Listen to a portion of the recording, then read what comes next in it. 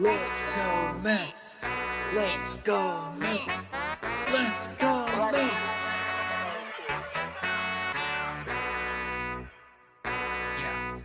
Yeah. You gotta believe and invest with your heart. Orange and blue till Mets do us part. Spring training, oh yes, it's the start. City Field gritty till Mets do us part. Hit home runs and knock it out the park. Big Apple till Mets do us part. You gotta believe and invest with your heart. Listen to the show till Mets do us part. John from Brooklyn, Gibby reps NJ. With the other team, I don't care what your friends say. Mets fans, we focus like a sensei. Listen to the podcast Monday, Wednesday. Made a couple bad plays, but we still won. Character, yup, we're gonna build some. Are you gonna check the pod? It's real fun. Just like Mookie, I will, son. So invest with your heart. Orange and blue till Mets do us part. Spring training, oh yes, it's the start. City Field gritty till Mets do us part. Hit home runs and knock it out the park. Big Apple till Mets do us part. You gotta believe and invest with your heart. Listen to the show. Available now on all streaming platforms. If you love the New York Mets, check out Till Mets Do Us Part. Enough rapping. Let's get to yapping.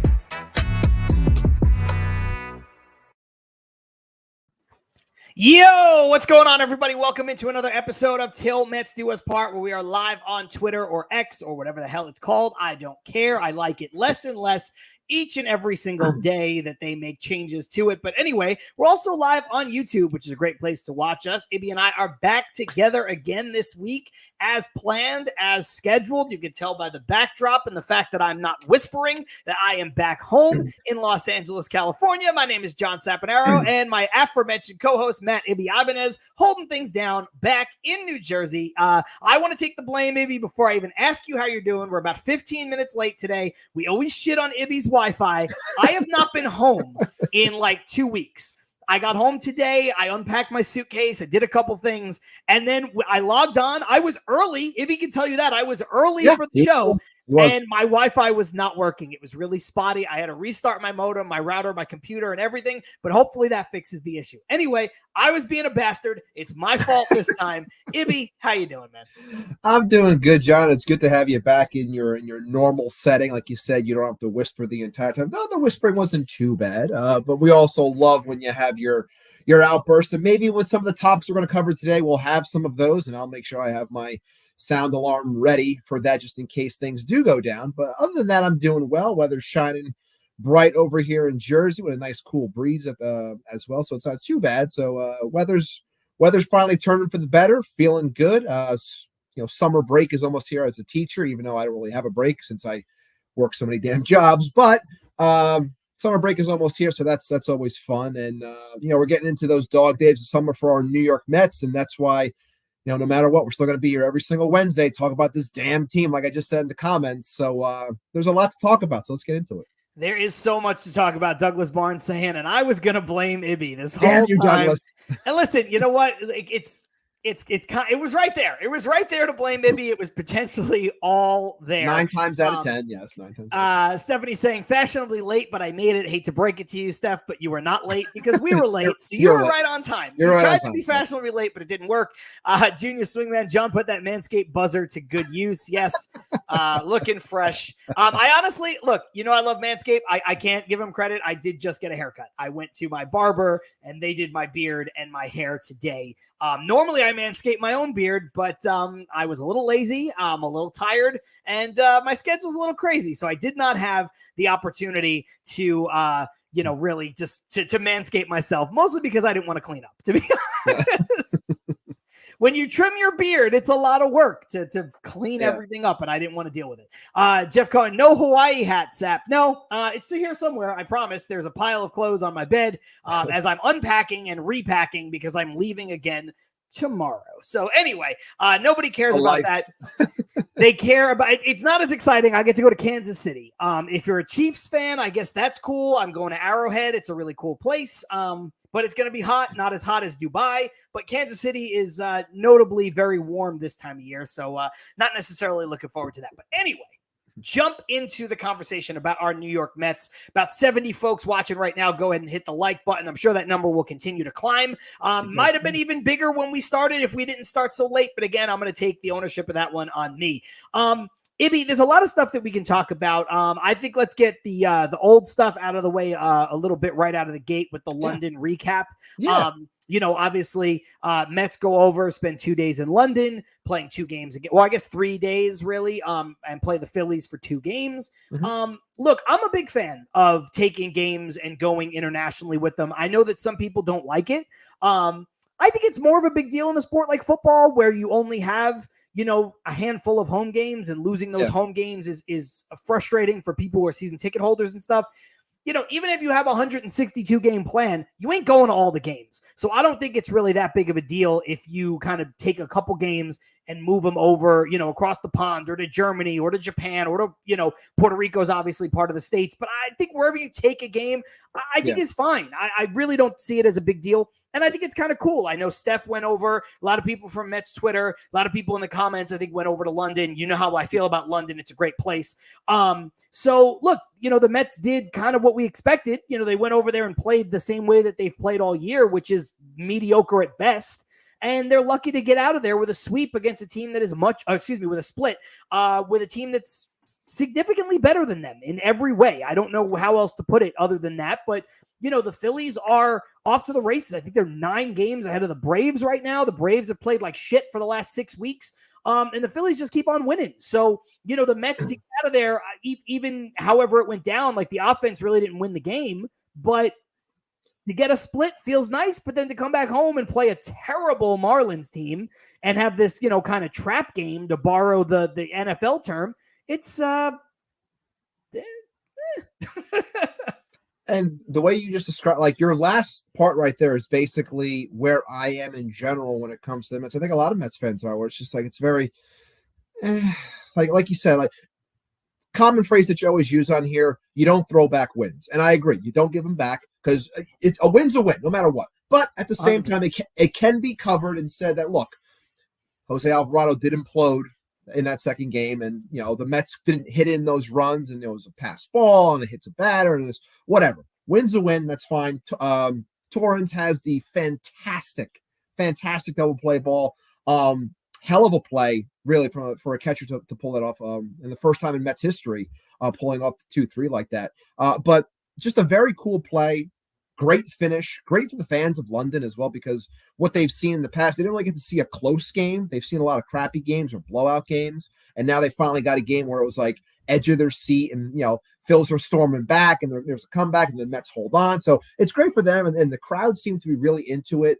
I wish we were able to see some of the festivities better when it came to the start of the series, at least, instead of getting the nonsense that they were showing when it came to like A-Rod and Big Papi at Yankee Stadium. And like, they weren't really showing you the pomp and circumstance of everything that was going on in London like you wanted to, but is what it is. That's Fox, whatever. That's my biggest issue, I think, is that, this is a Mets-Phillies game. And granted, I didn't watch every minute of it because, with me being in Dubai, the time zones were even different, and I was working, and it was very difficult to be as keyed into these games as I wanted to. But I followed along as best I could. I did see some of the stuff on Twitter before, after. I saw some of the pregame stuff, this and that. And look, I love It's Always Sunny in Philadelphia. I think it's one of the greatest comedy series ever of all time, full stop. Yes. It's brilliant. If you've never watched it, you should go back and start it. It's a terrific show, start to finish, a little irreverent for some of you guys, whatever. That said, where was the Mets thing in all of this? I saw Rob McElhenney, and I get it because he owns Wrexham with Ryan Reynolds, and so there's the connection to the UK, and obviously he's a big time Phillies guy. I see him and Caitlin Olsen, again, 2 people that I would love to have a drink with. They seem wonderful in every way. So not shade at them. I think it's fun with the Chase Utley, Bryce Harper thing. I hate Chase Utley, but this is the one thing that I actually kind of like about Chase Utley was, the harkening back to the It's Always Sunny episode where they're going to play catch and all that fun stuff. So there's that, right? But then there's also Michael Kay doing the game, and Derek Jeter being on the pregame, and Alex Rodriguez being on the pregame. And listen, I understand A-Rod and Big Papi and these guys work for Fox. I get that. There's nothing you could do about that. If we were going to bring a fucking guy over, we got to bring Michael Kay over? Yeah. We couldn't figure out a way to get Gary Cohen to call these games. You couldn't find a way to get even like just a third, like I guess in a way, Michael Kay is a third party, right? He's not a Phillies announcer. He's not a Mets announcer. But like, fucking come on, man. Yeah. Like, honestly, just give us the British dude. The British dude's calls were fantastic. Great. And if you're gonna do it, do the whole thing. Like, if you're gonna go, like I just said that I love to do, take stuff over to the UK. Give us the full UK experience. That guy calls the games. He calls baseball games locally in the UK. Have him do it. Darren Fletcher, thank you so much for giving me that name. I didn't want to say the wrong name. I knew it was Darren something, but I couldn't think of it. Thank you, Patty. But like, it's just give us Darren for the whole game. Give us him for the whole like 2 games. Yeah. I think that's where MLB really drops the ball. Because I think they could do more of this even during the playoffs. You get one guy who is impartial doing the play-by-play, and then the color commentary guys, you get one guy from each team. I don't understand why we have to get now. Yeah, like if you're a Met fan, you lose Gary Cohen, but like how much better would it be if you get like, Matt Vasgersian doing play-by-play, and then you get Ron Darling doing the commentary, and then you get like a guy from whatever team the Mets are playing. To me, that would have made much more sense. And listen, I don't like Michael Kay. I think he's boring. I think he's obnoxious. I think he's unrelatable. This has nothing to do with him being a Yankees announcer. I just think he's kind of dog shit. So, listen, all of that said, I think it was cool, but can't they do a better job? I don't know. Can't they do a better job of like not having it feel like it's a Yankees? It felt like it was a Yankees-Phillies game. Yeah. Like, what the fuck? Yeah. Like I said, it's just that was one of the most upsetting things about it, because like you said, I would have liked it so much more if we got Fletcher the entire time, especially after hearing that call. It's like, I want to hear more of this guy. Like I thought it would have been really cool. But, all in all, it was, you're happy to get out of there with a split. And I'm glad that, Steph is in our comments and she said she had a great time over there. So anyone that actually went out there and watched the games and had a great time, that's awesome. London seems like a very cool place. And, but there were some things within this game or within these games that were, very frustrating. And the one thing that I want and I have to bring up is I understand that Starling Marte has been doing a much better job than we both thought and many people thought in terms of the offense. Like, he's playing a lot better than what we thought he was going to provide us. But I am sorry. I cannot deal with this guy in the outfield and make it, and that lack of, and again, this has become a talking point for a lot of people across plenty of shows over the last couple of days when it comes to how to describe Starling Marte, whether you want to use the word lazy, whether you want to use the word disengaged, whatever word you want to use. I'm going to put it like this, and I'm going to preface this by saying that I understand that I am not a professional outfielder. I know that. I played outfield my whole life. I like to think I was a pretty damn good outfielder. I'm saying this. I see that, and that pisses me off as a former outfielder, seeing and I'm going to call it lack of hustle, and I'm going to call it lazy and disengaged. And people didn't like when I said lazy in some other chats today. And I say lazy because I think that those two words play off of each other when you're playing a sport where you're supposed to compete. So if you are disengaged when you're an outfielder, but your job is to, catch the ball and get in spots and know what to do when you get said ball and, know what you're doing before the ball even gets to you. When I see that happen, it's going to come across as lazy to me because your disengagement is telling me that you are not in tune with what is going on. So if that's the case, you should not be out there. And if people want to come up to me and say, oh, well, what if he's still hurt? And say, well, if he's still hurt, he shouldn't be out there. And I don't want to hear the, playing hurt thing. Like, no, if you're going to do that and cost this team X amount of runs, which ends up costing a team a game, then I have a problem with it. You're not helping the team by gutting it out. You're hurting the team by being out there and not doing your job as a defender. And when I have an entire offseason, and this isn't me trying to throw shade at David Stearns. It's more so when I'm told an entire offseason that we are going to be predicated on playing strong defense, and by the numbers right now, we're actually one of the worst defensive teams. And when I know we have better defenders on this team, but I got to watch Starling Marte half-ass it out there. I'm sorry. Like, I have a problem with that, not only as a, again, not a professional, but as an outfielder watching that, as a coach watching that bothers me. And I'm going to call it out because I think it was bullshit. But that's just me. I don't disagree with you. There's a lot of good comments coming in here. Charlie saying Starling Marte loves to show off the arm, the legs, not so much. Rosie saying Marte is a liability in right field. Perhaps he's still dealing with injury. And Patty saying something similar. Marte is better than 2023, but that's a low bar. The man is not healed and afraid of another injury. I think Marte is healthy. Just to contrast Patty and Rosie on that one. I think Marte is healthy. The reason why, Ibby, did you see Marte score from first yesterday? Yeah. Marte was running like Marte. Marte is healthy.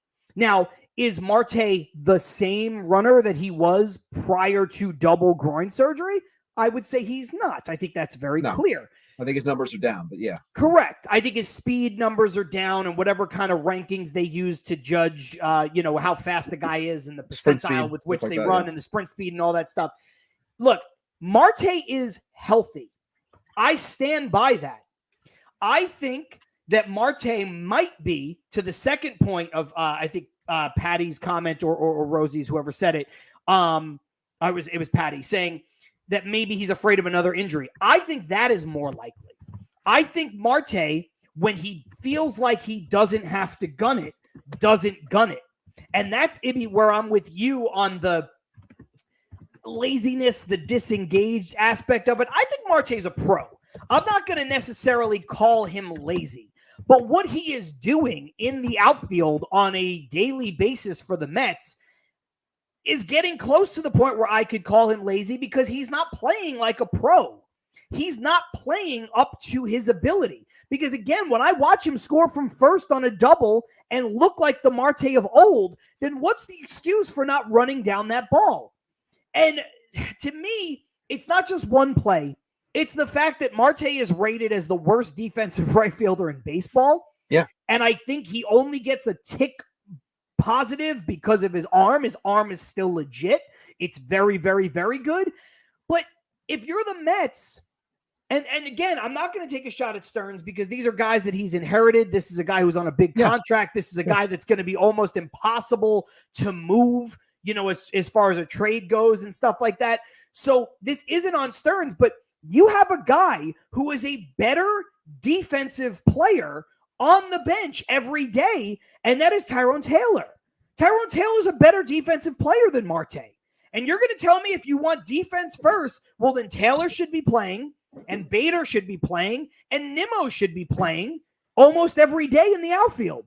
And look, if you have to put Marte in, obviously not everybody plays every day, and I understand that. But listen, Carson makes a good point here. Move Marte to left field. He's healthy. He's just old. For the sake of his trade value and ability, give him the outfield position that requires minimal range. They paid him to use all four limbs. I agree.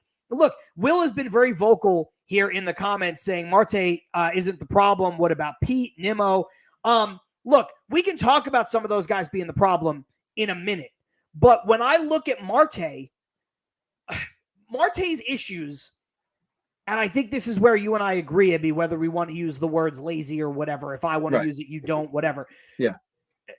Marte's issues are fixable because, again, I think Marte is healthy. And if Marte isn't healthy, then you're right. He shouldn't be out there. And if Marte is worried about making himself hurt again, well, then at the very least, he should be playing left field. He should be playing the easier spot. I hear you, Grant, on this. Sorry, quick comment came up. I hear you, Grant, that Nimmo would play right field and he has a noodle. By comparison, Nimmo has the worst arm in the outfield. Yeah. But I trust Nimmo to go get the ball, especially in a place like Citi Field where right field's a little trickier. I trust Nimmo better out there. The fact of the matter is you can't just keep running Marte out there because he's been bad, horrendous. As good as he's been offensively, and I got to give him credit because he has been, Ibby, 1,000 times better than I would have expected. Yeah. He's been that, as good as he's been offensively, he's been that bad defensively.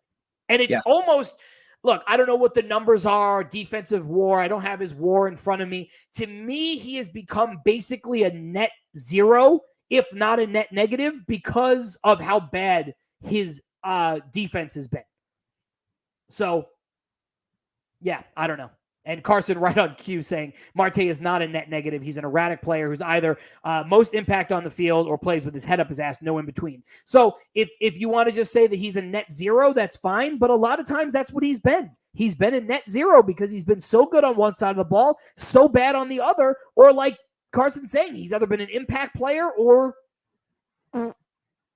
Yeah, I mean, you hit on everything there, and it's just, I again, as a coach, as a former player, just like seeing that just like really drove me up a wall, and to then hear about, it's alignments, it's this, it's that, it's, 95% catch rate, whatever you like, all these things. It's just, it was beyond frustrating. And like you said, for as good as he's provided for this team, and I would say he's probably been a top 4 bat for this team up to this date, probably, if you look at all the numbers. Like, I think he's been very strong offensively for this team. If you want to sample size Vientos out of it, because Martin's been here all year and he hasn't, like he's right there, but the defense is just, it's so bad. And when you again, it comes back to what we've been saying, the conversations we've had with Casey Stern, like everyone from the beginning of the season. The Mets, if you want this team to win, and we're going to talk a little bit later about the inconsistencies and why this team is consistently inconsistent, and that's why they can't win ball games. But when you do not win within those margins, you can't win these games. Like, it's impossible to win. You can't if you're going to have piss poor defense, especially when you have pitching that has been very up and down and inconsistent at times, depending on who's on the mound, and a bullpen that's fried. You have to be sharp and make plays. If you're not, you're never going to win games. That's why this team is the way that they are. Simple as that. Yeah, I mean, Douglas Barnes saying something similar to what you just summed up a few minutes ago, and I wanted to go back and find it. He said the problem is that they all take turns being the problem. And I think the reason why this is very accurate from Douglas is because, Ibby, how often does anyone take turns being the solution? Because this is baseball. Guys slump, right? But if Lindor doesn't pick up the team, and this is why Lindor and Pete get all the hate, if they're not going, how good is this team ever? Right? Not. Like, it's not. Now, I understand. Look, it's not to... I'm not absolving other players when I say that. Obviously, Alvarez hopefully has a big future on this team, but he's been hurt for most of the year, so I'm not going to put it on him. Obviously, JD Martinez was brought in here to be a bat, and he's been very good. In some ways, he's been a little down. He has certainly not been a problem, though. But again, he's here for 1 year. He's being paid to be a big part of the team, but he's not a big part of the team long term. I don't know who else. Vientos is the other guy I was thinking of. Vientos has obviously been excellent, but again, Vientos is a young player who's just finding his way and finding his footing. And other guys have been clutch. I'm not making it sound like, Harrison Bader has been way more clutch and way more productive with the bat than even I thought he might be, and I thought he was going to be good. I said it on the show a million times that I thought he had another offensive gear if he stayed healthy. So he's been good to a point where it kind of is shocking to me almost. Now, he shouldn't bat second, but we could talk about that later on. But the fact of the matter is, this team still only goes as far as Alonso and Lindor take them. And I think that brings me back to my point, and I don't want to get buried in this today, but that's why I think that they're not the biggest problem. I think the team needs to be better around them. They need to find more consistency around them because the team needs help. Now, look, Pete has been a bit of a problem. Somebody said earlier, it might have been Douglas, he's got a hole in his bat. I think Pete's lost a lot of confidence and it's making him not look so great, and I understand that. But I don't know, Ibby, like, I just think that there are major flaws on this team, top to bottom. And if the two guys that are supposed to be the two best players on the team aren't carrying them, the Mets don't score. It almost doesn't matter what other people do. The Mets can't win. And that's why I always have thought that it's unfair to those two guys, and why I think some fans are unfair to those two guys, because they're not going to be able to do it 100% of the time, because that's not baseball. You know what I'm saying? Like, and I know people's patience are wearing thin on all of them. I get that, right? Like, I understand that. It's hard for me to make arguments now to re-sign Pete and keep Pete. It's hard for me to make those arguments today. But when you look at the rest of this lineup, and everybody talks about, they've been together since 2019. It's been 6 years. They've only had 2, winning seasons out of the 6. But look at some of the, forget about Pete and Lindor. Look at some of the teams around those two guys. Fucking brutal. Oh, okay. I wasn't sure if you're going to keep going. But yeah, look, I have plenty of thoughts, and I know we don't want to divulge too much because this is going to be a conversation that's going to continue for the next, 6 weeks, basically, until we get to that deadline. There's so much, and I have plenty of thoughts about this quote unquote core, which I'm tired of hearing that word, but it's going to continue to be a word until we see what happens come this deadline. But there are plenty of things that I want to say, especially when we talk about the offense in general. And I saved some of the comments over there, and we'll talk about them in a minute, because yes, our top 3 hitters yesterday did go 0 for 12. But that happens. Other teams are going to go 0 for, listen, I'm not trying. I'm sorry to interrupt you. It's okay. I'm not trying to protect them.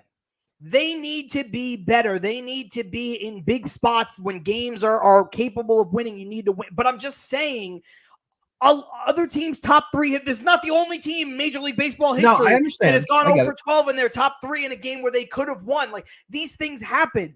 I get it. No, I get that wholeheartedly. I think the frustration. See, this is what aggravates me. It can't happen against the Marlins, but it's going to. It's going to. It will. No matter who you are. Right. Ohtani, Betts, and Freeman will go 0 for 12 against a bad team. It's going to happen. And there is no doubt that Ohtani, Betts, and Freeman are better than Nimmo, Lindor, and Alonso. They're better individually. They're better as a collective. The Mets do need to be better, but it is going to happen. Alonso needs to be better. Lindor has been a lot better, so I'm going to give him a half pass.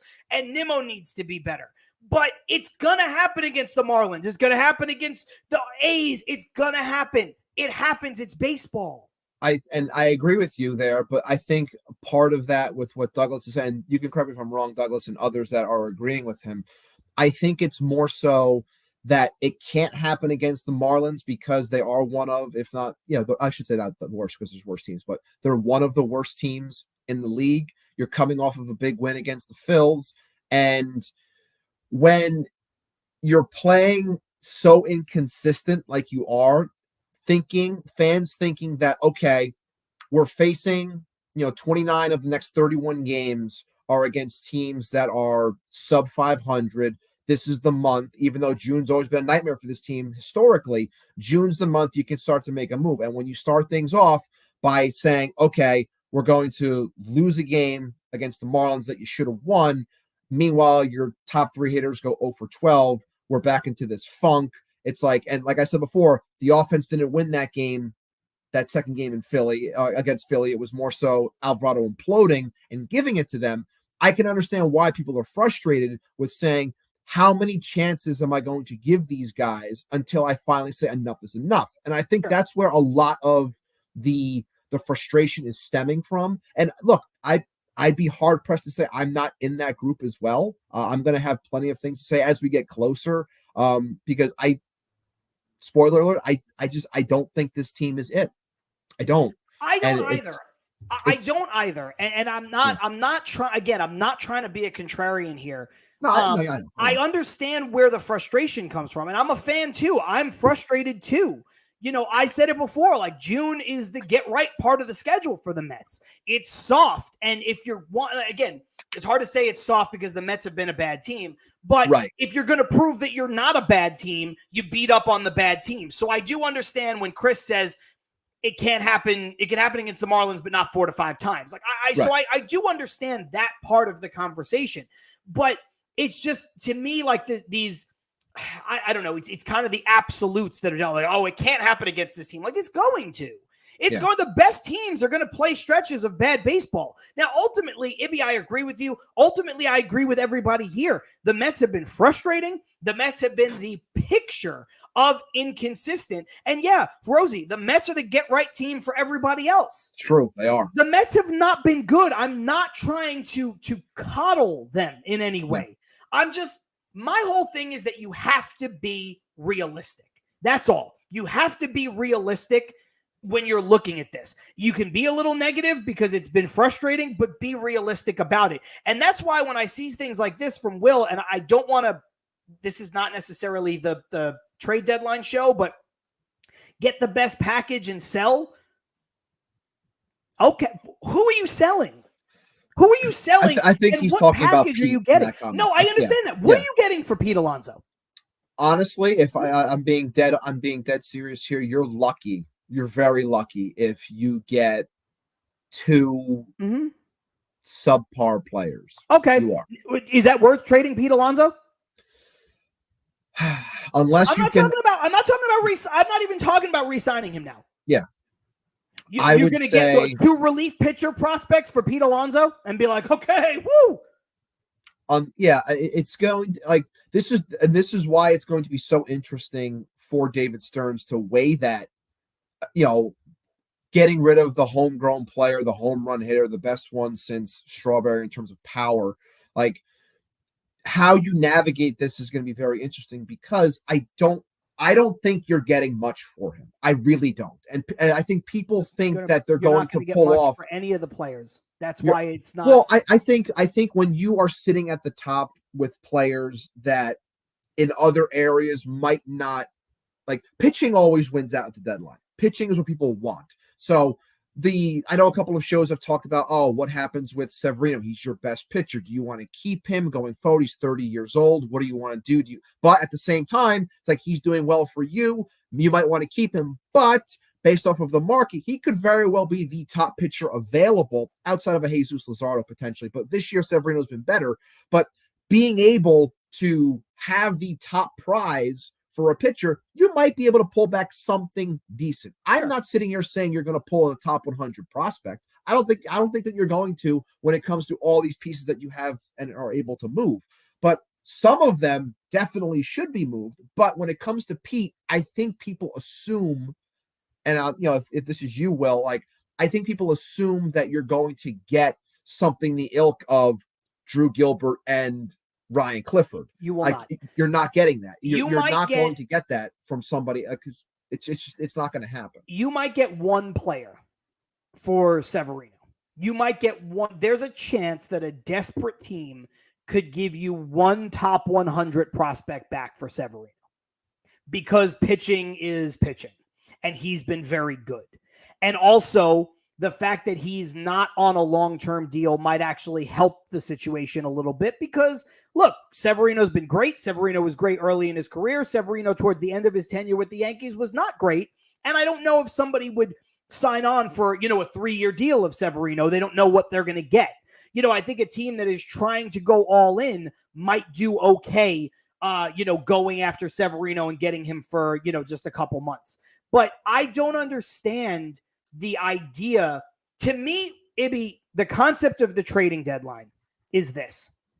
Last year, the Mets were in a very different situation. The Mets had known quantities available. The Mets were willing to spend money to lessen the financial burden on these known quantities. The Mets were in a situation where they were sitting on players in an underachieving year where they had the opportunity to get out from all of these win now, throw a bunch of money at it contracts. I don't think the Mets are in that position now. As a matter of fact, I should say the Mets are not in that position now. The Mets were also devoid of depth in the farm system, and Joe DeMayo's in the comments can speak to this better than I can. But listen, you always want your farm system to be deeper. But the Mets are no longer in this situation where they're sitting there going like, wow, I sure wish we had prospects.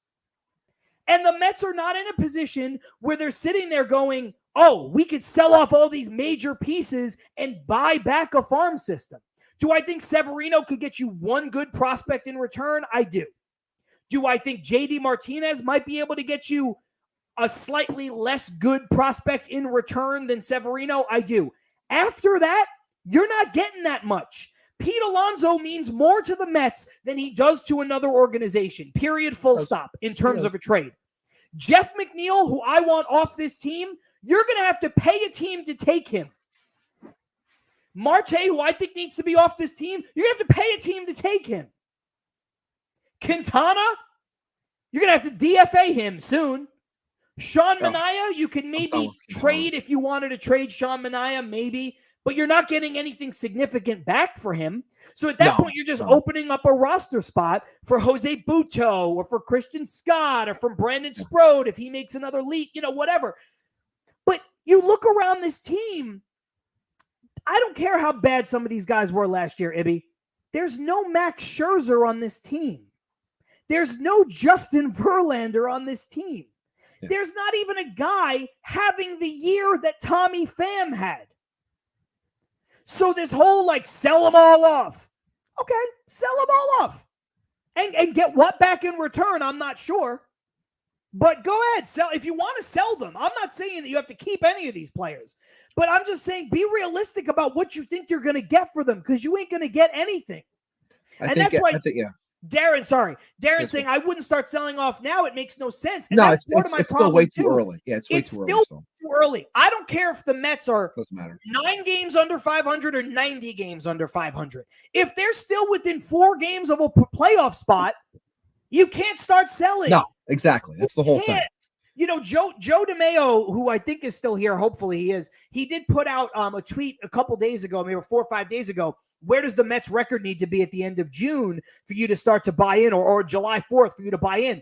And I didn't have a chance to answer it, but I'll answer it now. The Mets record is not irrelevant, but it's where their standings are. Because again, with all these short-term 1-year deals, if the Mets are within shouting distance in a month and they're still 3 games under 500 or 5 games under 500, I'm inclined to just keep everybody and just keep trying.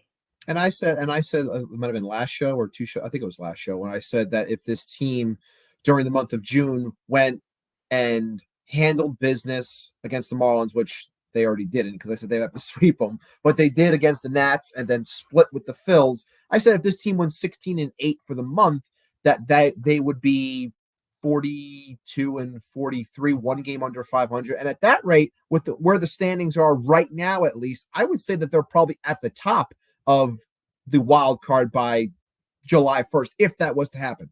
I don't think that is going to happen. Like I just said, it started off on the wrong foot by them losing that Marlins game. But people are upset with where this team's record is, as you should be.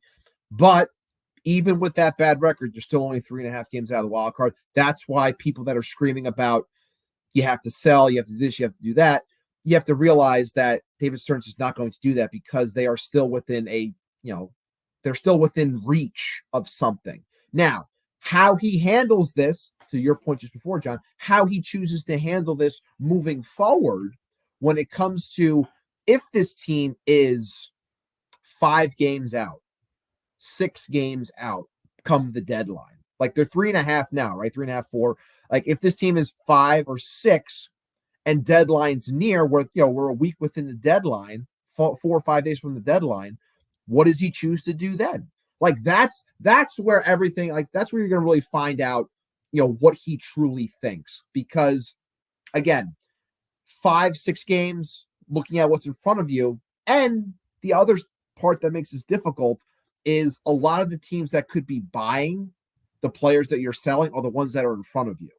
So that's why it becomes difficult to really sell to a fan base and really sell to the players as well. Like you're giving away good players to teams that are in front of you, but it's also him needing to make a call. And that's where I said I was going to end up judging him when it came to his overall grade for this team, because he needs to make the tough decisions. And the one thing I wanted to bring up real quick with Joe, when he was in the comments before, he said that that you'll do better than what you guys are saying for Pete. And remember that if they make the qualifying offer, the pick doesn't come until after the 4th due to their payroll, which is the point that I was going to bring up. I said to him jokingly that he stole my thunder on that one. But that was the main thing when it came to weighing the Pete Alonso deal. It's like, what are you getting? Because the qualifying offer is not going to be until the 4th. So you're weighing the players that I'm potentially getting from someone in a deal versus the talent that could be available for me come round 4 when this pick becomes eligible for me. So that's why it's not as simple as it seems. And I guess if Joe's still here, like the reason why I'm down on the idea of them getting much for Pete is because a lot of times I think other teams have noticed that, when they get certain bats, I know Pete's better than a lot of bats that have been dealt at the deadline before, but a lot of times when they get bats, the bats don't really turn out because it's going to a new place, it's getting uncomfortable, and by the time things get comfortable, like it's just not there and it doesn't really work out and it seems like a bust and they give a pick. Like that's kind of the way I was looking at it, because it doesn't always work. Sometimes guys go on crazy runs like Cespedes did for us, but that's not always the case. In fact, it's more than likely not the case, right? Most guys that get acquired at the deadline don't do, a lot, right? Like they certainly aren't Cespedes. Joe following it up by saying, to me, they need to be in control of a wild card spot at the All-Star break. Okay. That's decision time. Anything short of that, I would hope David Stearns wasn't disillusioned like they were in 19. That is entirely fair. Yeah. That is an entirely fair take. But the question that I'm going to offer back up to Joe, to everybody in the comments, to you, I don't want them to get disillusioned. I don't think this team has a big run in them. I don't think this team has a World Series run in them, a la the Diamondbacks from last year.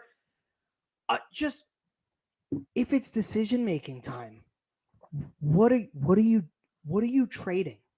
I just don't understand what you're trading from this team. I don't get it. Because to me, there's one player that's if you trade this player, it's Pete Alonso. I've already said I wouldn't do it. There is nothing that would lead me to trade Pete Alonso, period, full stop. I think it's foolhardy. I wouldn't do it. Outside of that, if you want to trade Severino because the team is bad and they're not going anywhere and you don't want to be disillusioned, fine, trade Severino. If you want to trade JD Martinez, fine. If that's decision time, okay, trade those guys. Who else are you trading that you're like, oh, wow, now we can start trading, fire sale? Who are you trading? I think a lot. You're not trading Nimmo. You're not trading Lindor. You're not trading Diaz. You're not trading Senga. You're not trading Alvarez. You're not trading Vientos. So you're maybe trading two guys who are an obvious slam dunk to trade, JD Martinez and Severino. You can go back and forth on whether or not you're going to trade Pete, who's not an obvious trade candidate. And then there are two guys that everybody would want off this team that it's going to take heaven and earth to trade, which is Marte and McNeil. I don't understand where this now we can get to trading and you guys better watch out when we trade. Then you see. I think a lot of times, and it's also dependent on when you choose to start a sell-off, is jumping the market, similar to what Stearns did when he jumped the market to give Severino the 13 mil because he saw the way the money was going, and then what others got, he got him for cheaper than he probably should have. But jumping the market in terms of what others might be asking for said players, like it seems that I'll give a quick example. It seems like Baltimore.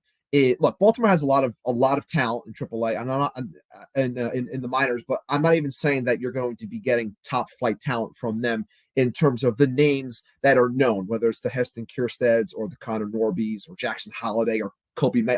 No, none of those guys. But the point I'm making is they seem to be a little bit upset with Cedric Mullins, and I don't see them dumping out the farm to take on Luis Robert. So it's like, okay, where can they find another outfielder that could potentially help them as they're making a push? Harrison Bader. Does Harrison Bader make sense? A defensive outfielder who's having a good year. Does he make sense to go into Baltimore? Are you going to get much for him? No, but that's a sell piece where it's like, okay, you move him, and then I think that also coincides. People want this. I think it coincides. You can trade Harrison Bader, but I think it has to coincide with the idea of Drew Gilbert and what's going on down low. If someone's coming up to get healthy and play for more than 6 minutes. That's what I'm saying. It depends on the timing aspect of things as well. That's why it's hard to look out like we are, because there's still so much time and so many things can happen. But everyone is so dead set because they're not buying into this team. They don't think that this team can do anything. So they're trying to look ahead and saying, okay, what is not going to be here? What can potentially come in? And then we can start this process again, trying to figure out how to make it all work. Yeah, and listen, I'm not trying to argue with you about it. I get it. And I understand I said we're not going to talk about it, and then I was the one who brought it up, and I'm talking about it, and it is all these hypotheticals. The Mets were in a position last year that was a perfect storm. They threw money at a thing, and I understood why. They had a ton of free agents after 22. They fell just short in 22. The owner said, you know what? I have money. I'll throw money at this and we'll try to run it back. And it didn't work and everything fell apart. And they had a bunch of pieces that they could sell off. And it was exciting because we started to get, and look, there's people who love Acuna. There's people who don't love Acuna, whatever you say, what you want about these players. But all of a sudden we get Acuna, we get Gilbert, we get Clifford, we get this guy, we get that guy. And it's exciting because now you start to look to the future.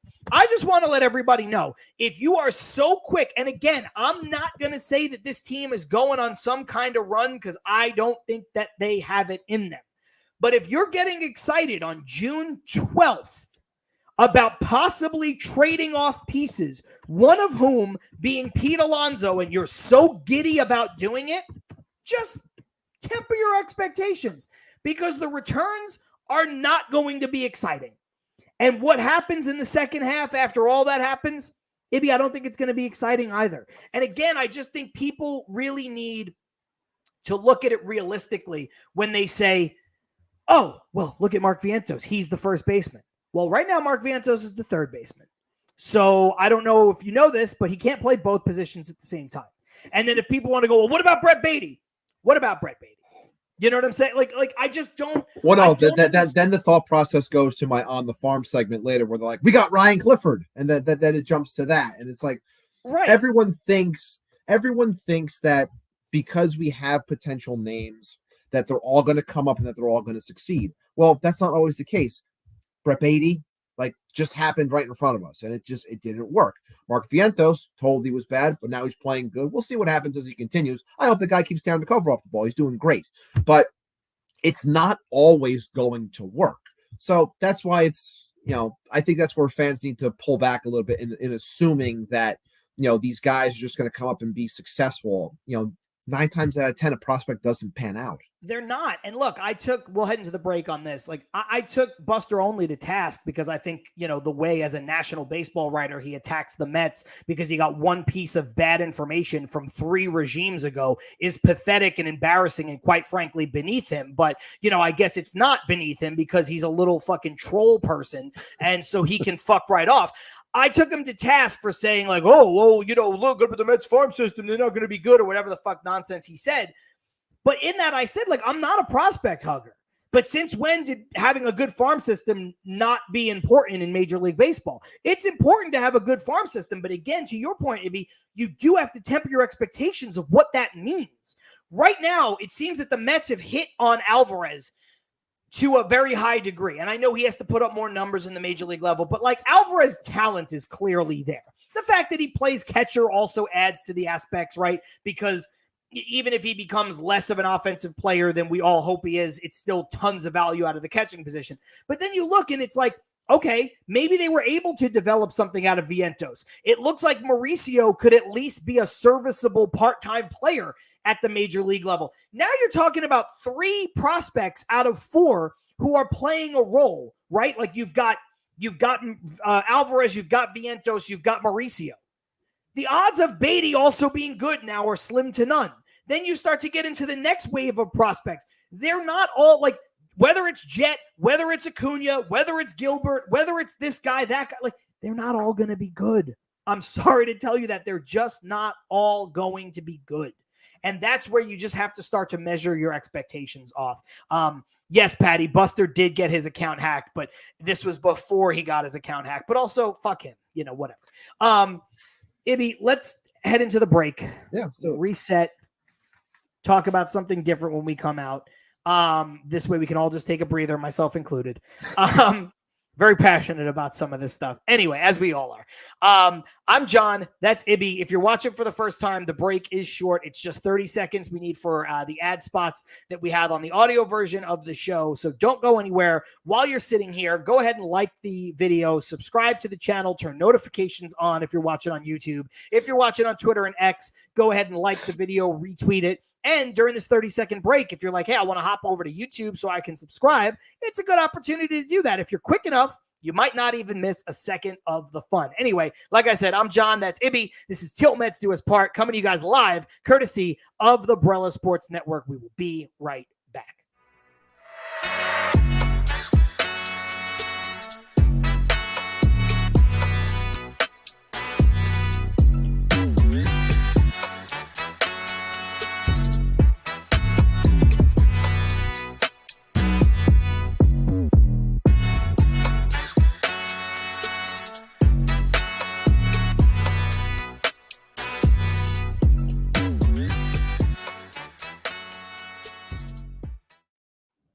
Yo, just like that, we are back. John Saponaro, Matt Ibanez, Till Mets Do Us Part, live on Twitter, live on YouTube, live wherever, you know what, you just watch us. That's it. You just turn on your computer and hope that it happens. I don't think that's how it works, but, you know, that'd be really cool if we get to that point, Ibby, where you could just think about watching Till Mets Do Us Part, and then all of a sudden it happens. It just comes on. But we also understand that, look, we're on for usually at this point in time, an hour and a half each and every single week, and not everybody can give an hour and a half of their free time. If you miss anything, when the episode is over, it lives forever on our YouTube channel. So if you subscribe, you'll never miss the opportunity to, one, see us live, or to go back and watch anything that you missed, whether you show up late or if you have to leave early. And we understand that maybe you can't even do all of that. And if you can't, don't worry, because we've got you on the audio side, because you can listen to this show a couple hours after we're done. Olivia is usually very quick at turning this around and getting the audio version of this show out on Spotify, Apple, Google, Amazon, all of those places. Even some places, Ibby, where podcasts go that I've never quite heard of. I listen on Spotify. I know a lot of people listen on Apple Podcasts. A lot of people listen on Google Podcasts. I've been hearing rumors for 6 months or more that Google Podcasts is going away, but yet there it is, still living on, fighting the good fight, doing whatever it does. I don't think any of these companies have any real idea as to what they're doing, but you know what? That's not the topic of this conversation. The topic of this conversation is whether or not the Mets know what they're doing, and I think they do. I think David Stearns has a pretty good idea. I just think we all wish that the dividends were happening a little sooner. I do think that we wish... I tell people all the time, it's not MLB The Show, but I do think people, even myself included, I think we kind of wish it was MLB The Show, where you install a GM who's got like a 95% rating and all of a sudden your team gets better. I wish that were the case, but it's not. So we have to play the games for real, jet lag and all. We'll talk about that in a second. But first, let's talk about independent safes. Independent Safes, as always, independentsafes.com. They're protecting homes and businesses with secure residential and commercial safes, fireproof peace of mind in every corner. Visit independentsafes.com today for security that stands strong. And like I was saying before in my passionate speech about Starling Marte, I would like to put him, when it comes to defense, when it's time to hit the field, put him in independent safes, lock it up. And then when it's time for him to get up at the dish, I'll unlock it, let him get back up, get up there, go swing, and then, of course, run hard on the bases. But for some reason, you can't run hard when it comes to the outfield. But that's neither here nor there. IndependenceSafes.com. Free shipping, $99 and more. Tell them we sent you. Buy a safe. Do what you got to do. I would be interested in knowing if perhaps we could include an independent safe with a team that acquires either Marte or McNeil. I'm wondering if maybe to sweeten the deal, we can get them an independent safe, or maybe we can give that team, everybody on that team, 20% off plus free shipping at manscaped.com when you use the code TMDUP. That's something that I know we can do, actually, because the independent safes thing, we'd have to get in touch with the Mets. We'd have to get in touch with independent safes. We would have to get in touch with the acquiring team. It'd be a lot of moving parts, right? But I'm sure the billionaire owner of the team might need a new safe. That just seems likely. But that one's got a lot of moving parts. As far as Manscaped goes, everybody gets 20% off plus free shipping if they use the code TMDUP. It's not just our listeners. It's just easy for our listeners to know about the 20% off and free shipping site-wide at manscaped.com. But, if you're the GM of, I don't know, the Minnesota Twins and their ugly fucking City Connect jerseys that need to burn in a fire. If you're them and you want to get 20% off at Manscaped, you can with the code TMDUP. You know what I mean? Listen, I mean, we're a Mets show, but as far as giving 20% off free shipping, we're all inclusive. We are always making sure, even when the ones that are coming after us in a negative sense on Twitter, I will always make sure to give them the 20% off code, because that's just the kind of guy that I am, and I'm tired of listening to their nonsense. But hey, go shave your balls and have a smile, my guy. But that's exactly. That's Speaking of, next week on the show, James Nolan joins us live. Oh, Jesus Christ. Followed by Sean Marash the following week and Sal Licata to close out the month. Could you He's imagine? joking. He's joking. I'm joking. None of these people will be on the show. Joe DeMeo. No, I just pulled it up too. John sounds like he's had a day. I have had a day. And Ibby, I'm going to bring up.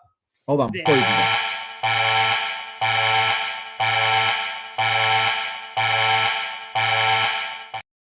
Thank you so much, Joe, for saying that, because that was just perfect timing. Okay, so it's not that I've had a day. I've actually had a pretty good day. My day's been fine. My last couple days have been fine. And the reason why I'm bringing all this up about me is because Pete Alonso said that jet lag is a choice. And while I think that you can combat jet lag, I even said as much on one of the posts where that first came out. I stand by my routine. My routine works. But what you need to understand is that jet lag is not a choice. And that even if you combat jet lag as best as you possibly can, which at this point, 8 years into traveling every week, I think I'm pretty good at. I think I've come up with a system that works. Eventually, it just comes around and gets you. Because what being on a plane for all those hours does to your body is difficult. It hurts your joints. It hurts your back, your knees, your neck. You get stiff, the altitude, the compression, all that stuff. And then you also just get really tired because you don't know where you are in your own brain space. Because I was in the United Arab Emirates, and when I got back, it was a 11-hour time difference, and it was a 27-hour travel day, door to door.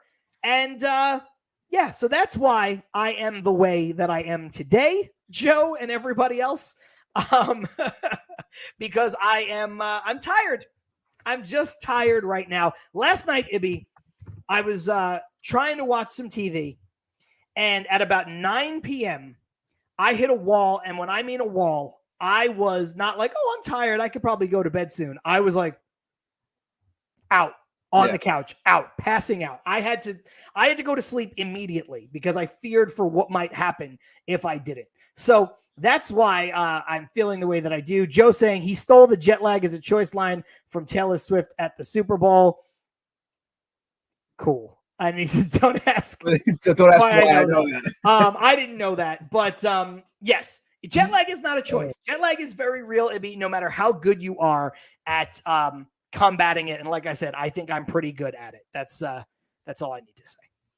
That's why I'm in this mood. That's why I am the way that I am. Just keep the phone away from. I mean, I thought John did a decent job when it came to Twitter, but then again, James Nolan happened. But that's a whole other story. But we don't need to talk about that, because if he actually came on the show, I wouldn't actually be able to speak. It would just be them going back and forth trying not to kill each other. But that's neither here nor there. Maybe if I get a nice bucket of popcorn, maybe I will allow it to happen. But Douglas, John passed out just like the Mets with runners in scoring. Speaking of that, then thank you for that, Douglas, because it gives me a nice segue here. One thing I did want to bring up, and one thing I'll just say in passing first. Jose Quintana, I am done with you. That was one of my notes that I have for the first half. Jose Quintana, I am done with you. I'm ready for you to just be gone. I did leave a poll in our community tab on YouTube. If you haven't voted on it, make sure you do. It's different than the one that I have in the YouTube chat right now. The poll in the chat at the moment is focused on: do you truly believe this team is?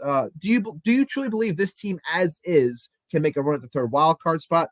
38 votes so far. 58% say no, while 42% say yes. Our poll on our community tab is asking you, where do you want to send Jose Quintana? And you have three choices. You have the sun, you have the moon, and you have Mars. And I think Mars is winning out right now. Just so if you want to vote on that as well, you can do that. But I am done with Jose Quintana. But the Mets offense, specifically the Mets offense at home. I did a little work today, checking some things out, and this really bothered me. First of all, Citi Field opened in 2009, right? 2009, so it's been here for a while now. John, do you know how many games over 500 the Mets are at home since 2009? Do you want to take a guess how many games over, or did you even think they are over 500? Like, what do you think? I would say that they are not over 500, but you may have alluded to the fact that they are over 500. My guess would have been that the Mets are under 500 at Citi Field since it opened. That would have been my guess. But are you saying, can you tell me that they are in fact over 500 since it opened? I can tell you, and the one thing I didn't do because I wanted to confirm, so I didn't have time. I wanted to confirm that the 2022 season could have pushed it over the top, maybe, because I remember off the top of my head what the record was at home during 22, but I think it was pretty solid. But the Mets, since 2009, at home, are 616 and 584. So they're about, what's that, 30 games over 500, a little over 30 games over 500, something like that. What'd you say, 616 and what, 584? 584. Yeah, it's not great. And it shows what I'm going to continue with here is this team. Shout out to Frank, by the way. I know that they're over because Ibby told me. Yes, I said it in our chat already. But home field is meant to be an advantage for some teams, right? For the Mets, it's not at all. And here's some stats that are very alarming for the 24 season. When you look at this, it's a home field disadvantage. When this team is home, they're 13 and 23. When they're on the road, they're 15 and 14. They have an OPS at home of 634, where they have a 769 OPS on the road. They're hitting 214 at home while hitting 271 on the road. I know averages and everything, but still, those are alarming numbers specifically. And how about the fact that this team is hitting 100 points less at home versus at the road? 434 on the road, 343 at home for slugging. This team is non-existent when it comes to offense at home. And to me, that's very alarming. That comes down to having the proper players. I know Carson did a whole thing talking about the numbers when it comes to how Citi Field is a pull type of park and how the Mets aren't pulling the ball enough. They're going the other way. It saps numbers here and there, what have you. But when I see those numbers as a whole, I'll let you go right now. When I see those numbers as a whole, looking at it as a fan, I'm like, it feels as though we're stuck in this stage. I said it in our chat before. We're stuck in this stage of, if everything clicks, things can go right for the Mets. And I'm sorry. I'm patient. I am. When it comes to Davis, I've said it 1,000 times. I am patient, and I will continue to be patient with him. But I am just beyond tired of if everything breaks right, we can do well. Like, we've been in that forever. Mm-hmm. And things clearly, based off those numbers, haven't broke right for this team properly at home in a very long time. And you can see, based off the numbers for this year, they're not breaking right. I mean, they are 13 and 23 at home. That's brutal. 13 and 23 at home. Come on. Couple comments here. Cody Hall, was my thought too. Wow, that's kind of shocking given a few seasons when they were really, really bad at home. No, because he did mention earlier that he thought they would be under 500 since 2009, like I thought. This is a great answer to that, Ibby. Chris Torres, the Mets should be allowed to play the rest of the season at neutral sites. That's it. It'd be better. That would solve all of the issues. Mr. Nobody, so many balls die on the warning track. Yes. Yes. So I think there's a couple things to look at here. I think your point of what Carson brought up is spot on. Citi Field, the way that it plays large. It plays smaller if you pull the ball. I think that is an astute observation. Obviously, if you know Carson and you follow his show and you follow him on Twitter, they do a great job, but you know that that's something that he is personally passionate about in terms of the best offense coming from pulling the ball, trying to pull the ball with authority, not necessarily hitting home runs, but pulling the ball with authority. And so I think there's a lot to be said there that is true. And Ibby, I will go back to just one aspect. Historically, about the Mets and about Citi Field that kind of holds that to be true. That is one person's name, David Wright. The Mets built a park that was the antithesis of David Wright's ability to be a great baseball player. David Wright was one of those people that had unnatural power the other way, especially to the gap the other way. And then they built him a park where it was impossible to hit balls out the other way as a right-handed hitter. Now, that's not Steve Cohen. That's not David Stearns. That's not anybody who's here right now, but that is what fucking happened. And they tried to fix it.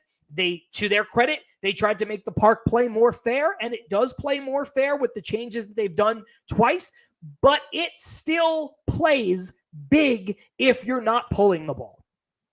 The other part that I thought was interesting, and I got to give credit to Mets trucker Tone. He said this on Twitter. He said, when a team is playing that badly at home, you have to think that maybe, just maybe, they're not enjoying being home.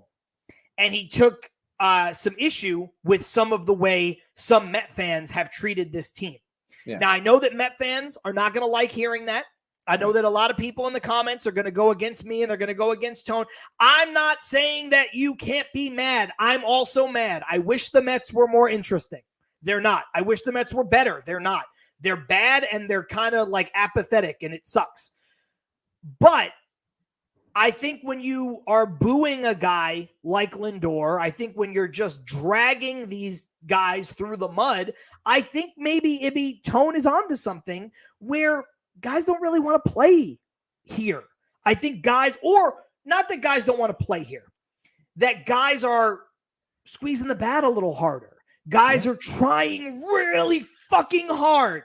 Yeah. And if you've ever played any sport or anything performance-based, the harder, like somebody once told me, don't try hard, try easy. Like trying harder doesn't make you better at stuff.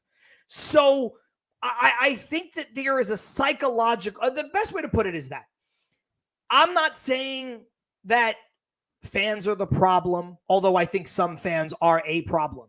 But I think there is a tangible component to the Mets not playing good at Citi Field, which I think Carson explained really well on Twitter. And I think there's a psychological component that I think Tone explained really well on Twitter. I think that's fair. Because here, to Patty's point, other teams come here and hit at Citi because other teams might be built to pull the ball more, and other teams aren't playing at Citi with the pressure of being at home. You know what I'm saying? Like they're just coming here and they're just playing. I don't know. Am I being too? No, I think it's fine. Like if it's a mental thing, I think that also goes hand in hand with, needing to do a better job of assessing who you should be putting on this team and to the dimensions and how the park plays, tailoring your players to be better suited to thrive in said park, or just have better players in general. Like we were saying before, you should have a better roster in general. When you have good players, no matter what the park is, they can play well. And, it's very alarming that you see the good teams. And I think this is where I've changed a little bit as I've gotten older in terms of just like seeing big picture for the team in general and not living and dying on every single game. Just seeing big picture and going, okay, I see this team and they're 13 and 23, whatever the number was, at home. And I'm just like, good baseball teams, that roster, that record is reversed. If you're a good team, that record's reversed. And this team doesn't have that. And it's like, I can't buy into a team that's going to be playing like that at home. Like, you're supposed to be playing well at home. Now, it doesn't help, like you said, the people that do show up and, it's very limited. It's going to continue to be limited because they're not winning games. But just, I'm trying to really articulate it properly, but all in all, it's to a point where I don't think that the players that are here are going to get it. And that's why I'm in line with the votes that have come in so far, like not believing in this team, even though they're only 3.5 out, 57% to 43% saying no, that they don't buy into it. Because when you see stats like this, like Men lie, women lie. A lot of times numbers don't lie. And I see these numbers, I'm just like, this ain't it, man. There's not enough talent. The ones that are here aren't doing it. And I think this goes hand in hand also with the argument where people were going against you about Pete and saying how, look, if Pete's not here, look, it's going to be bad. Those home run numbers will probably drop. And it's the OPS will drop as well, probably. But it's bad as it is. So if he's not here, at least let's try something different.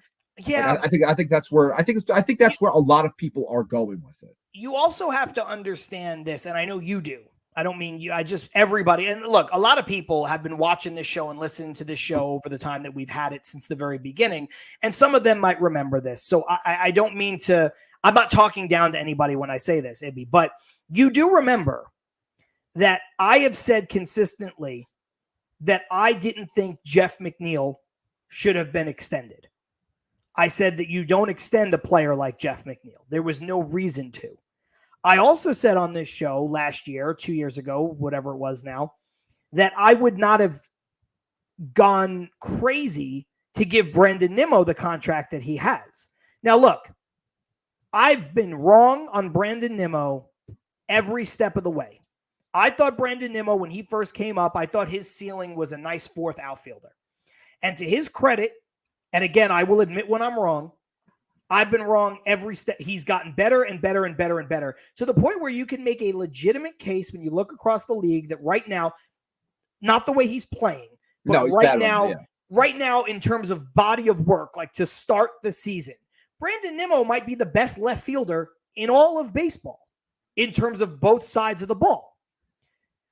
I like Nimmo, but I'm not sure that I would have given Nimmo that deal.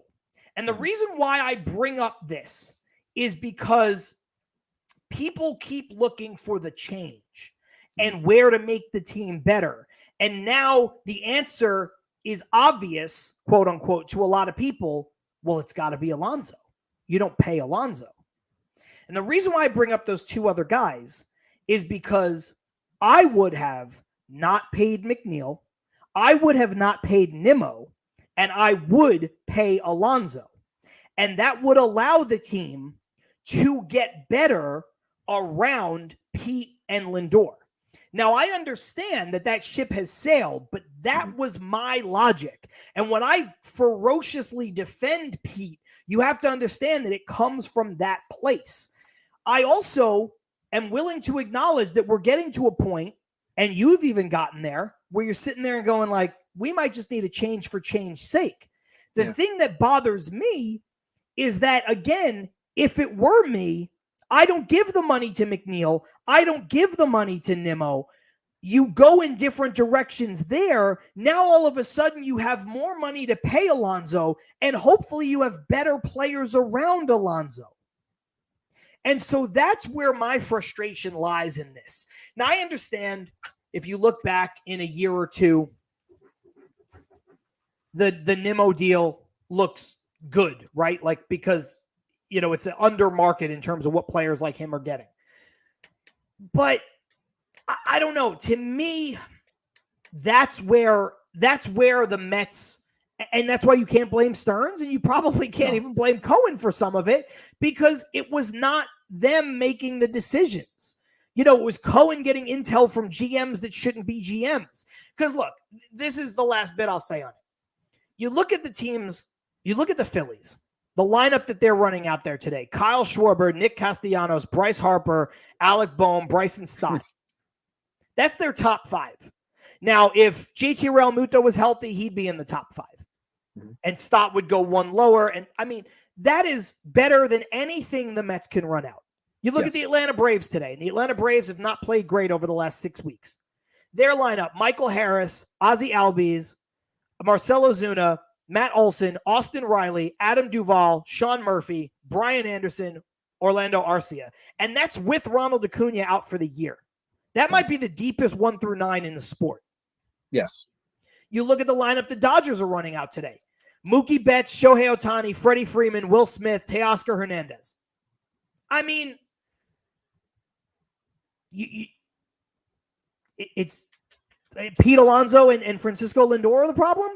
Or Or do the Mets not have any player that comes even close to any of those other players outside of Lindor and Alonso? That's my point. Yeah. That's my point. Like the only player you could maybe make an argument for that gets into that category is Nimmo. But I mean, and I think where it's unfortunate, but because these things have gone on for so long, it's gotten to the point where it's like I have a hard time seeing them doubling and tripling down and staying the course to keep these things to try again. Because if you do that and just all it's going to take is one season, like you double down and you keep it all together and you go again next year and it doesn't work, then it's just like, what the fuck did I just do? Or why did we do this and not just strip it and try something different? It's unfortunate that the shortcomings of the franchise have really put forth the hand of what this team's going to have to do in terms of the quote unquote core. And that's not even me talking about paying Nimmo, because I wanted Nimmo here. It's more so all the other things, not, extending Pete when you had a chance before Boris, when he was really coming up and this and that. Just a lot of other shortcomings where it kind of puts Stern into a little bit of a box in terms of what he has to do. I'm saying has to. He doesn't have to do anything. He can do whatever he wants. But that's kind of where I think it is in general, and why I think that eventually, you're going to see these guys, off this team one way or another. Well, here's the curious thing, right? When you start to look at it this way. For all the anti-Pete sentiment, right? And I'm not trying to turn this into just an Alonso thing. I just want you to look at the big picture here. The potential free agents for first base at the end of this season. Pete Alonso, of course. Okay. If you don't re-sign Alonso or you trade Alonso, Anthony Rizzo, he has a club option. They're probably going to decline it because he's been terrible. Do you want Anthony Rizzo to be your first baseman?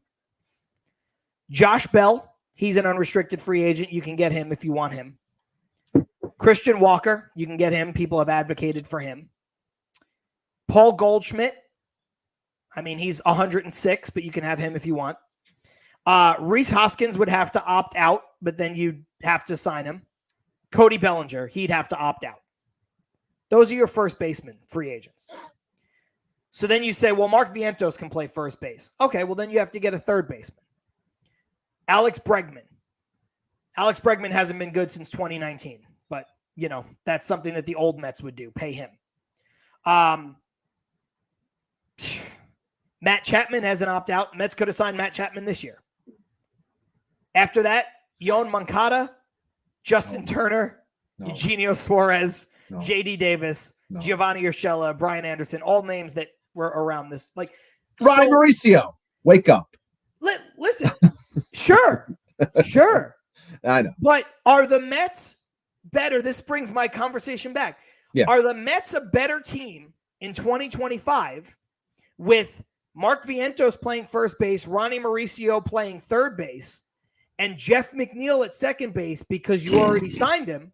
Ugh. Or are the Mets a better team in 2025 with Mark Vientos playing third base, Pete Alonso playing first base, and Ronnie Mauricio playing second base because you cut bait with Jeff McNeil?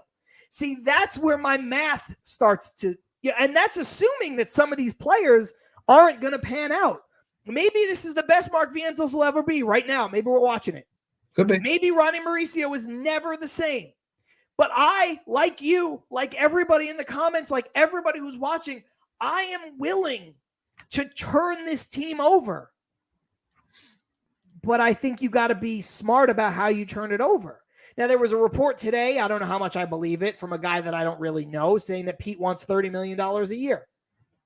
Pete's not getting $30 million a year. Pete can want $30 million a year all he wants. I want $30 million. I was just going to say, I want $30 million a year. I want $30 million a year to play baseball. I'm not getting it. So it doesn't matter. And here's the thing. Will, this is a common comment from a lot of people. How many playoff wins do we have with Pete? Sure. I agree. But you can't ignore all the math that I just put out there. you can't ignore the fact you can't put it all at the feet of Pete. You can't do it because it's not fair. Again, you're just, if you say that, which is in part a fair statement, but in part a completely unfair statement, because then you're ignoring everything that I just brought up about the entire lineup of this team and the entire way that the team is built and where you would go if you lose Pete. Where do you go if you give up Pete? How do you replace Pete? You're not doing a good job of it. And I don't think, I could be wrong because stuff happens, but when I look at the landscape of baseball, there's not a third baseman or a first baseman a la Matt Olson that you can trade for. Now, guys might become available, but this is why it becomes very difficult to find a way to replace him and still hope to be a good baseball team. I don't know. I mean, somebody made a case for Christian Walker. They said he's a better overall player, but like Christian Walker's like 34 years old. You're gonna pay him? You're gonna pay him, but you're not gonna pay Pete? If anything, I could see people. I'm not saying I'm making the argument, but I'm saying I could see people's argument where they might say, "Oh, you get Walker for 3 years for less money, and then at the same time you continue to groom Clifford and hope that works. But at least for 3 years, you're paying a smaller number. You can go fill out your roster in other places." Look, I don't know what Christian Walker would do in New York. He's hitting fantastic in Arizona, different type of home park. I don't know his splits off the top of my head, but I think Christian Walker's a good player. But this is why it's going to be a very interesting thing. And the last thing I'll just put out there before we get out of here is, the roster in general and the dead weight that I think that it has on it. I think that there are good pieces here. Like when I say sell and when I say I'm not feeling this team, it's just an overall feeling at the moment. I still think that there are pieces here that can win. I've continued to say, and I will continue to say this team can win with Brandon Nimmo. This team can win with Francisco Lindor. And I think that they could win with Pete Alonso. They could. But unfortunately, I think Pete Alonso is going to be elsewhere.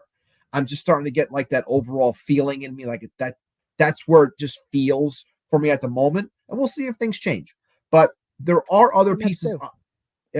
There are other things on this team that I think just have to go in terms of even for showing that you care about this season. Like, I think Jeff McNeil has to get out of here. I think I just said Starling Marte has been doing great offensively, and that's probably why he's going to end up staying. But the defense really just bothers me. And I think eventually, probably in the offseason, I would try to get Starling Marte out of here. I want to get Jose Quintana out of here. Like, there's just an overall stink that's still around this team that I think you have to keep on shifting those things out and bring in some fresh smelling things that can help in terms of trying to build what you're trying to get to. It takes time. I understand that. But I think, especially when David Stearns wants to talk about still competing now and Carlos Mendoza and Steve Cohen, like, I get that. Keep being aggressive then. If you got to eat money, do what you got to do. Get rid of Quintana. Bring up Buto if you don't want to bring up Scott. Bring Scott back up like he should be here. You want to get rid of Jeff McNeil. Put someone, let Iglesias keep playing there. Keep monitoring Acuna if he's ready or not. Lately, he hasn't been there. He's probably not going to make it up this year. But if you want to monitor that and let Iglesias play while getting rid of McNeil, that's fine. I'm not worried about the returns for those players. I'm more so worried about getting them off the team, allowing others to step up to just change the overall feel. That's where I think this team needs to go in general for this season and moving forward when I'm talking about the likes of Marte. And unfortunately, I think Pete's going to fall into that group. I love Pete. I would love Pete to be here, but I think it's going to end up where he's going to end up playing somewhere else, whether that is deadline or in the offseason. That's just the overall vibe that I'm getting right now. And that could just be because they're playing bad, but that's the overall vibe that I'm getting in general. That's basically my closing on that. Listen, and I understand that. And, I've said it on the show a million times. I think that'll be a mistake. I do.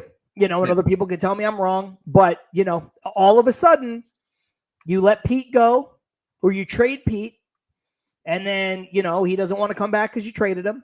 And then you try, but you don't sign Juan Soto and he stays with the Yankees. You think we're not good now? Okay. We're going to be, you know what I'm saying? Then get ready for 2025 to be even worse. Yeah. That's all I'm saying. And I'm not saying that you're saying that. I just mean like that's where we're at. That's the kind of thing that we're looking at. Because you look at the top free agents in Major League Baseball for next year, and they're not helping you the way that having a Pete Alonso helps you.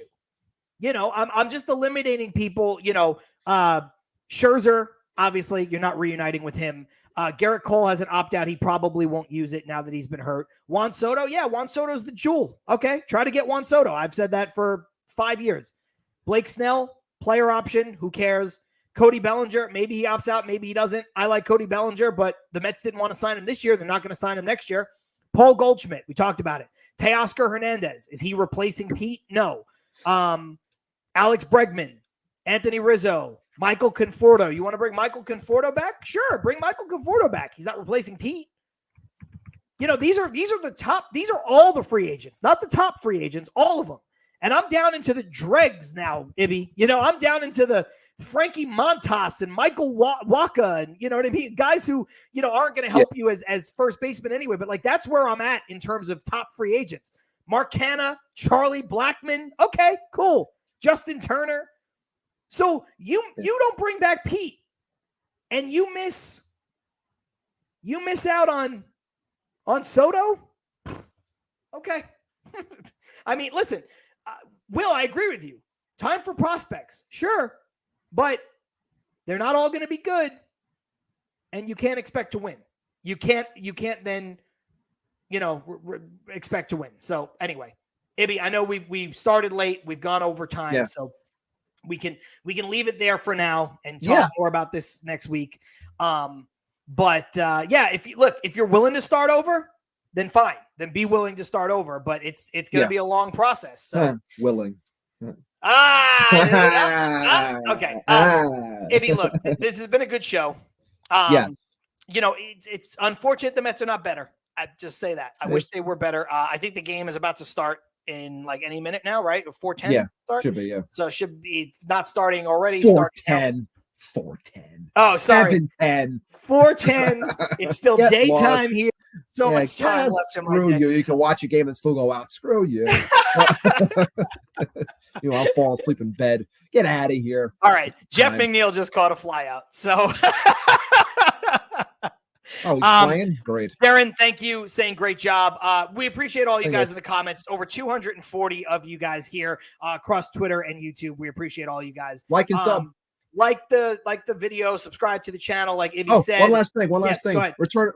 We didn't get the chance to talk about it. Francisco Alvarez is back. Didn't do anything crazy last night, but it's great to see him back in the lineup and behind the plate. I like the way he was calling some or framing some pitches yesterday. Got some strikeouts for Tyler. So he looks sharp. I'm pumped that he's back. I think it's going to help the pitching staff. Will it be enough to give this team a little bit more oomph?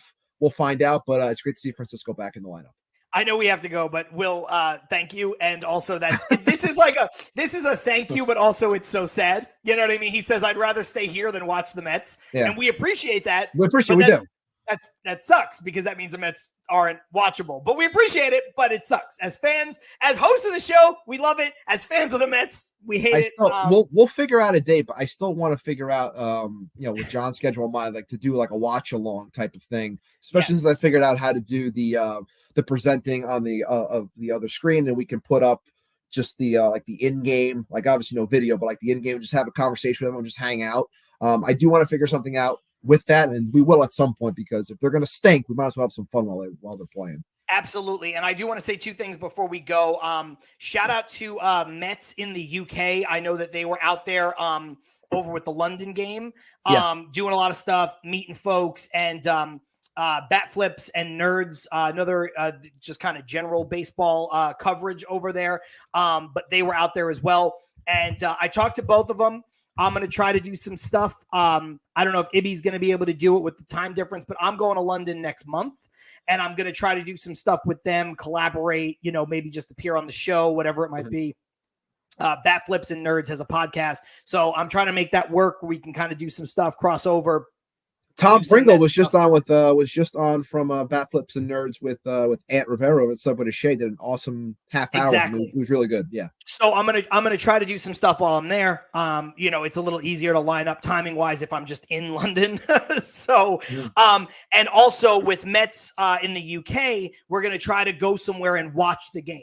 And so if there are any Mets fans, you know, in London, I'd love watching games overseas and stuff like that. So if anybody is going to be back out there, whatever the case may be, I'll let you know once. Did you appreciate my last thing? Did you appreciate the thumbnail today? I did that for you. Yes, I did. I did very much. Okay. Sometimes I miss the thumbnails because like I don't have to watch on YouTube. Like I just log into like the StreamYard, so I don't see it. But I did see it today, and I was like, oh shit.